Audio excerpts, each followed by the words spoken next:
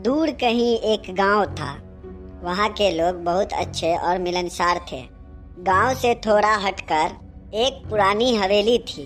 गांव के लोगों का मानना है कि इस हवेली में एक चुड़ैल रहती है, इसलिए गांव के लोग इस हवेली के आसपास भी नहीं दिखते। रामू इस हवेली का मालिक है। इसे ये हवेली पुरखों से विरासत में मिली थी, मगर ये इस हवेली को बेचना चाहता है, परंतु कोई इसे खरीदने को तैयार नहीं। एक दिन एक परिवार पहली बार शहर से इस गांव में आता है।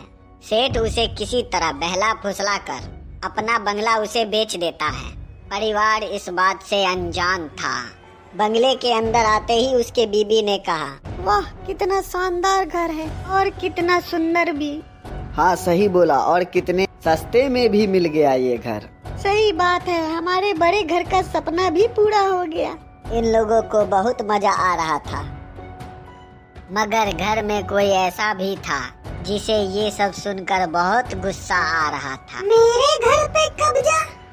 हंस लो नादानो, आज आखिरी रात है तुम्हारे हंसने की, क्योंकि आज रात के बाद तुम्हारी हंसी हमेशा के लिए गायब हो जाएगी।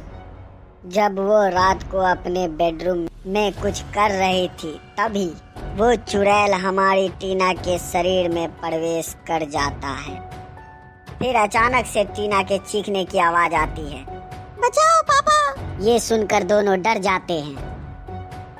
वो फटाक से टीना के कमरे में पहुंचते हैं। बेटा, कहाँ हो तुम? तभी आवाज आती है, मुझे यहाँ बहुत डर लग रहा है। राजू को लगता है आवाज उस अलमारी से आ रही है। वो फटाक से उस अलमारी को खोलता है, मगर वो खाली था। उसकी माँ झट से बिस्तर के नीचे देखती है। सुनो, टीना यहाँ है। टीना बिस्तर के नीचे सो रही थी। उसे बाहर निकाल कर बिस्तर पे सुलाते ही बोलते हैं, आज तो इसने मेरी जान ही निकाल दी थी।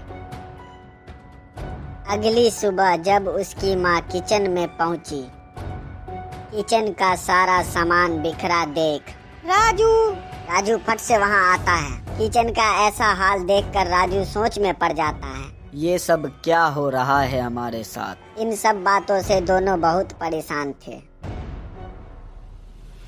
अगले दिन सुबह राजू ऑफिस में जब मायूस बैठा था, तभी उसका एक साथी वहाँ पे आता है और बोलता है, क्या हुआ दोस्त, तुम इतने उदास क्यों हो? राजू अपनी सारी बात उसे बताता है। दोस्त, तू टेंशन मत ले, मैं हूं ना तेरे साथ। मुझे इसका उपाय बहुत अच्छे से पता है।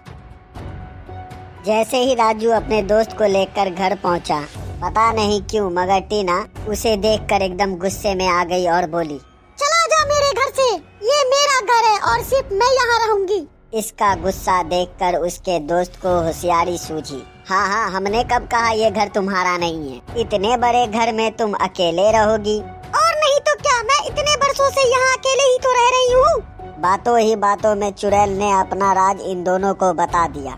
कई वर्षों पहले इसी घर में उसकी मौत हुई थी और इतने सालों से ऊपर वाले स्टोर रूम में रहती थी। इतना सुनते ही दोनों फट से स्टोर रूम पहुँचते हैं चेक करने को। वहाँ उन्हें कई सालों पुराना एक मानव कंकाल मिलता है। उसे ले जाकर कहीं दूर जंगल में जला देते हैं। उस आत्मा को मोक्ष और इन लोगों को उस आत्मा से मुक्ति मिल जाती है। हेलो दोस्तों, मेरी वीडियो आपको कैसी लगी? अगर पसंद आई हो तो लाइक एंड सब्सक्राइब जरूर करें। धन्यवाद।